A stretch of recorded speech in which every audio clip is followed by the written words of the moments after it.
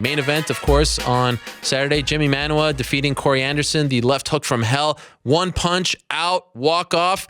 Fantastic performance by Jimi Manuwa, and he joins us right now on the phone. Jimmy, are you there? Hello, Ariel. Hey, Jimmy, how are you? How you doing? Yeah, I'm good, thanks. Congratulations on the win. Thanks very much, man. It was great to finish off the night with a knockout like that in front of my home crowd, and I'm just soaking it all up now. Would it be fair to say, Jimmy, that you had a chip on your shoulder going into this fight for multiple reasons? It felt like perhaps some of the criticism of the main event and also some fighters not wanting to fight you left you with a big chip on your shoulder and something to prove going into this fight. That was my assessment. Is that accurate?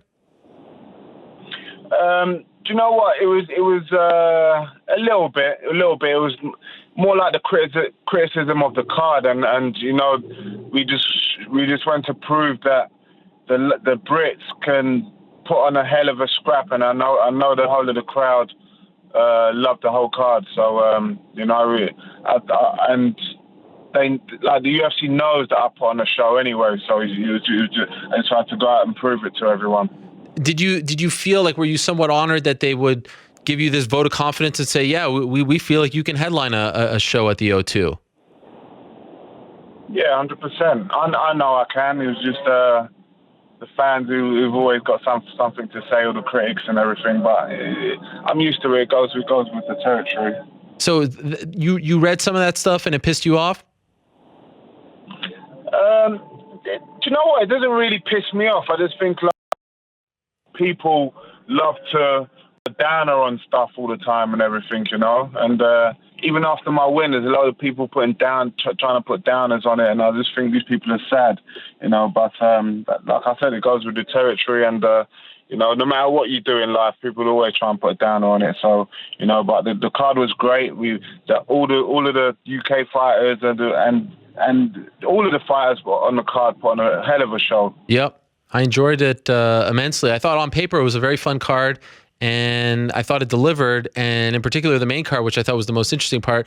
All those fights delivered, and the last two, you know, the Gunnar fight and your fight ending in spectacular finishes. I asked Arnold this question. I also asked Joe Duffy this question, so I ask you. I'm assuming I know the answer, but overall you have to be, I mean, was there anything that you weren't happy with as far as that performance is concerned? No, I was pretty happy with the performance. Yeah. I didn't take any damage. I made a couple of mistakes, me and my team, but no fighter that I think is going to go perfect ever. Sure. So I'm pretty happy with the performance, and on to the next one. So I noticed on Twitter moments ago you said that you wanted to clear up some of this talk real quick. What talk are you referring to? You know what talk I'm referring to. I'm sure you had it on your agenda for this interview. The Jon Jones talk and all the steroid talk and everything, well, from the post-fight press conference and that. Okay, so this is the interesting thing about that. After you did your post-fight interview and you mentioned Cormier Rumble, I mentioned, okay, that's cool, you know, put yourself in that category. You're right there, some fresh blood. It all made sense. And some people on Twitter actually noted to me, oh, he should have called out Jon Jones. And I was like, yeah, maybe that would have been a good idea as well, because Jon is still the big fish in that pond. And then you mentioned at the post-fight press conference, you weren't really interested because of the stuff he's been accused of. Do you feel the same way? Do you want to clarify that? Or have you changed your stance? Do you now feel like Jon Jones does make the most sense for you? Not the most sense, because I'm more focused on the title, but the Jon Jones fight would be an amazing fight. He's probably the best fighter who's ever stepped into the octagon. And why not? I've always said, why not? Why wouldn't I want to fight him? You know, but he's not on my agenda right now. My agenda's the belt. That's what I want, is the belt. You know. Did you get grief for your comments about him, considering, you know, like he had the alibi of the tainted supplement? It wasn't, you know, a full-blown steroid, if you will, and his team still believes that it was a misunderstanding, all that stuff. Did you get, you know, some heat for saying that about him? Yeah. Some of his fans tweeted he'd crush me, he'd cut me, he'd do this to me and everything, and I'm scared to fight him and all this shit. But these are just Twitter maniacs, you know. Yeah. And I know I'm not scared. Like, come on, I took a fight with Rumble Johnson with like 4.5 weeks notice. Right? Yeah. Why'd I be scared to fight fucking Jon Jones, you know? Right. I fear no man. And everyone bleeds the same, everyone feels pain and everything, and you know, why would I be scared to fight Jon Jones? Would it be fair to say that for you, it's title shot, Jon Jones or bust, in the sense that, like, now that you've put yourself in that conversation, this is what you want, this is where you consider yourself to be, you're not willing to fight, you know, one of these other kind of top 8 or top 10 light heavyweights? You want to be in that title picture for your next fight? My next fight should be either Daniel Cormier, Anthony Rumble Johnson, Jon Jones, or David Haye. That's it. Those are the 4 people on my list. Those are the 4 people on my list, and that out of them 4, I don't mind who I fight. Otherwise, you're not interested. I'm not really interested in fighting anyone else. After my last fight with OSP, I think I wanted to fight someone ranked above me, as in Teixeira or Ryan Bader, or even maybe one person behind me that was Shogun. We were scheduled to fight a couple of years ago, but I got injured. That would have been a fun fight. But now but then Teixeira turned me down. Bader turned me down. Shogun said no, and you know, these people. It seems like they're running or hiding or avoiding. I don't know what they're doing. I don't see why they wouldn't want to fight the best, you know, and solidify their position and you know, fight the best people. Teixeira ended up fighting Jared Connolly. I'm not taking nothing away from him, but he's not even ranked in the top 10 or top 15, you know. And that fight made no sense to me. Bader's gone to Bellator now, is he? Or whatever. I don't know what he's doing. Yeah. And Shogun fought, what's his name? Shogun just fought John Vellante. John Vellante and all that, who's, I don't know where he's ranked and that. So these people are not trying to further their career or nothing. They're not trying to get the belt and everything. I'm trying to get the belt. That's what's on my agenda. So I'm looking to go forward. Now, where's this David Haye thing come from? Do you guys have an issue or something? No, there's no issue, but I think it'll be a great fight. Conor McGregor wants to fight Floyd Mayweather. Why not put me against David Haye? David Haye's a big name in boxing. He just lost to Tony Bellew. He's just got injured. I think we'd make a great fight in boxing. I'll come to his world. We'll do boxing. We're 2 big names in London as well and everything. And I think why not? Why not try to get him into MMA? Why go on his turf? Nah, he won't last in MMA, so I'm going to take him down and smash his head in. And I'll come to his world. We'll do a big money fight in London. We'll sell out the O2. Wow. And everything, and you know, that'll make sense. Have you crossed paths with to Vegas? We can go on the McGregor Mayweather undercard. I heard Roy Jones wants to fight Anderson Silva as well. Yeah. This is picking up some momentum. Let's do it. I know. I mentioned the same thing, but my problem with it is, why do all the MMA fighters have to do the boxing? Why can't we get a mix? Because we're warriors. We're warriors. And boxers are scared to come to MMA. We'll go to their turf. We're the hardest, toughest working athletes in the world. We fear no one. We'll come to boxing and do their thing.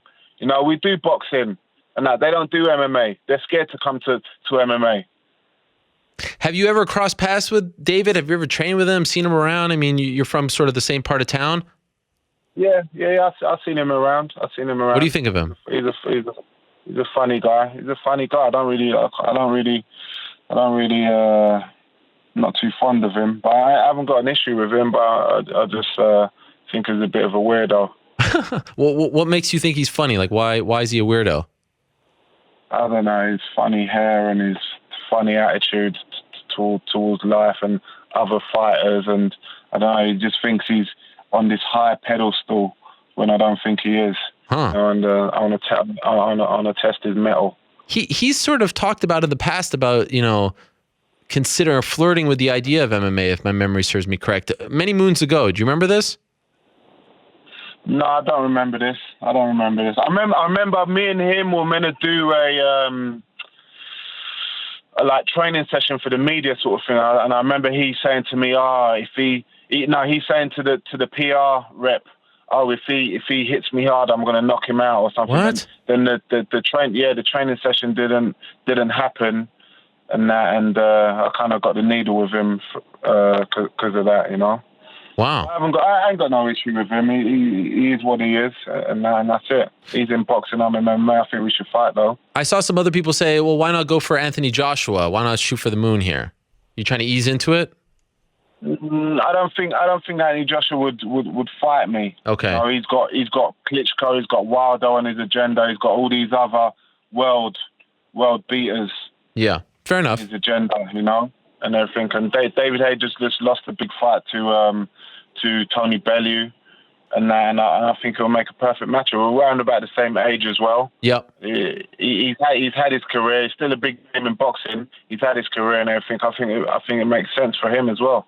And by the way, for the record, do you have any amateur professional boxing on your resume? No, nothing. I don't even have MMA on my resume. But you're still confident. My first fight was a pro fight. I spar with boxers all the time in London. I spar with great boxers all the time. Dillian White, Isaac Chamberlain. I spar with all great boxers, and I do very well in it. And especially with 8 or 10 ounce gloves and everything, I can knock anyone out. What happens if Alex Gustafsson beats Glover Teixeira and the UFC says we want you guys to fight again? What do you say? No, there's no fight there.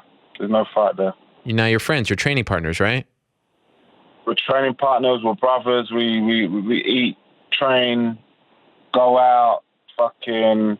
I know his family. He knows my family and everything. We help each other. He learns off me. I learn off of him. There's no fight there. Okay. Who are you going to root for on April 8th? Johnson, who you have the loss to, or Cormier, the fresh matchup? Who do you feel like you have a better chance of getting that fight, with if they win on the 8th of April? I don't know. I really don't know, man. They're two great fighters. I lost to Anthony Johnson. Yeah. And he beat Anthony Johnson. Yep. But I really don't know, man. I think it's a 50-50 fight. I think it's who implements their game plan more, and who gets their hand on who first. I think if it goes the first time, I think Rumble will take his time more and be more careful with the wrestling, because he probably knows if Cormier gets his hands on him and gets him down or gets him tired against the fence, Cormier is a fucking problem. So I don't know. I really don't know, man. I really don't. I can't call it. I won't bet on it. Do you feel like you have a better chance of getting the title shot if Cormier wins because you haven't fought him yet? No, I think I've got a title shot regardless of who wins. Have they told you that? Regardless of who wins. No, they haven't told me that, but I think that's going to happen. I think that's going to happen. Because the only fight that makes sense is, other than that, Teixeira, but we was already scheduled to fight. Yeah. And he bottled it. I signed the contract. I don't even know if he signed the contract, but the fight was on, and somehow it didn't happen. Yeah, you have no idea why. I remember this. It was supposed to happen in Anaheim, right? Yes. And where's Anaheim? California, right? Yeah. And then the fight got canceled, and then it was going to happen in Brooklyn. The whole card. Yeah. No. It was going to happen in what the fuck's that place? Denver, Colorado. Fuck. Yeah. Is that the one? Is that one with the altitude? Yep. Denver. Yeah. So it was meant to happen there, and then there was some issue with me going out there. I wanted to acclimatize. I wanted to go out there, say, a month before, so I can acclimatize. So I didn't have no cardio issues and that. And then that didn't happen. I said, all right, I'll fight him in Brooklyn. I think it was February the 11th. Yep. And didn't hear anything. Then the next thing I heard, he was fighting Conor Neal, and I was like, what the fuck happened there? And then that was that. So I think he bottled it. He didn't want none of me. I think he wants to hold on to his number 3 spot in the rankings. And that was that. So that's the other option is Teixeira, but he's fighting Gustafsson in May now. So, yeah. You know, after April, the winner out of that, it makes sense for me to fight them. How would you react if they give Jon Jones a title shot after everything he's been through? Then I'll fight David Haye. I like how you're sticking to your guns on these 2 options here. Nothing else. Are you worried that they're going to do that? Yeah, huh? Are you worried that they're going to do that? What? Give the fight to Jon Jones? Yeah, the title shot after his suspension. It could happen. It could happen. It's MMA. It could happen. It's all about show business for them right now as well, you know? Yeah. It doesn't matter about rankings and stuff like that. So, listen, to me, everything is gonna play out how it's meant to be. So I'm not really too stressed about what happens next. I'm gonna enjoy my win. I'm gonna go on holiday in the next couple of weeks and enjoy my rest, because I'm gonna have a little rest now, because I went straight back into camp straight after the OSP fight, because I wanted to fight like in December or January, and that didn't happen, so I had to wait till April. So I've had a long hard camp, back-to-back camps, and yeah. So I want to have a little break, but everything I believe is going to play out how it's meant to be. So I don't know. You know what I would do? Just my 2 cents here. Go to Buffalo, do the old James Toney routine, and just stalk, everyone involved. Get a seat in the front row. I'm sure not that hard. I mean, you're a very famous guy. In Buffalo. I thought it was in Vegas. It's in Buffalo, right? Yeah, it's in Buffalo. Yeah, I might get Dana to fly me over there. It's not that. It's actually closer to you than Vegas, because it's all the way on the East Coast. And just show up and be in everyone's face. Cormier Johnson winner. Yeah. Crash the press conference. I'm next. Do that whole thing. Yeah. I might jump the fence as well.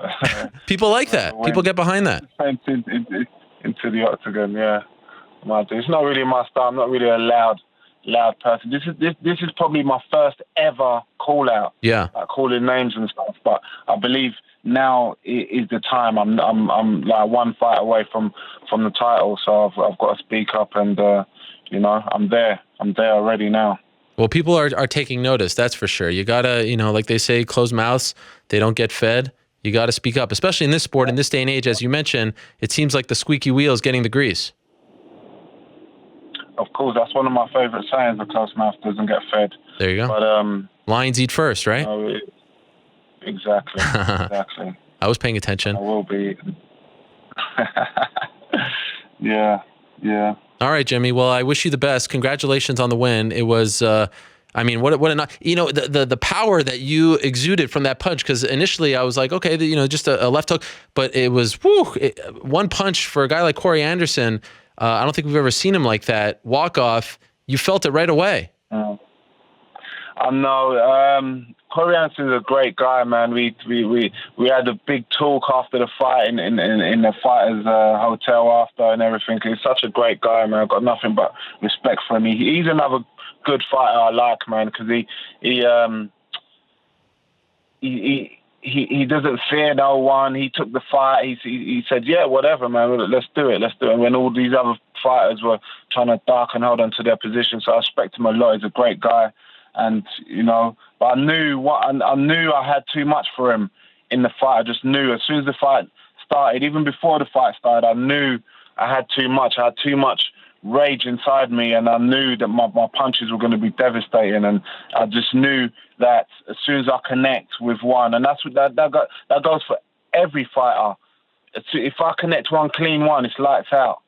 It's lights out. Me and Rumble Johnson are the hardest hitters in the division, and it's just one shot, one kill for me, so I just got to land one, so everyone's got to take note, and I knew that, when I walked off, the second I land the punch, I knew he didn't need any more, and so that's why I walked off. And I love kind of like a Mark Hunt thing, but I had my wits about me and everything. I knew it was done, and that. So but big respect to Cory Anderson, though. Great job, Jimmy. Great stuff going into the fight, during the fight, after the fight. I really feel like your stock has gone to another level after all of this. So congratulations on the big win in the main event, sort of exercising those demons of a couple of years ago at the O2 with Alexander Gustafsson. This time you look fantastic, and now you're in that conversation all of a sudden. So great work there, and I'm looking forward to seeing what's next, whether it's a title shot or David Haye. I'm all in regardless. Thanks, Ariel. Thanks for having me, man. My pleasure. We'll talk to you soon. There he is, the poster boy, Jimi Manuwa. Great stuff from him. Really taking his talking to a whole other level. I like that a lot. Getting a little loud there, and we'll see what he gets as a result.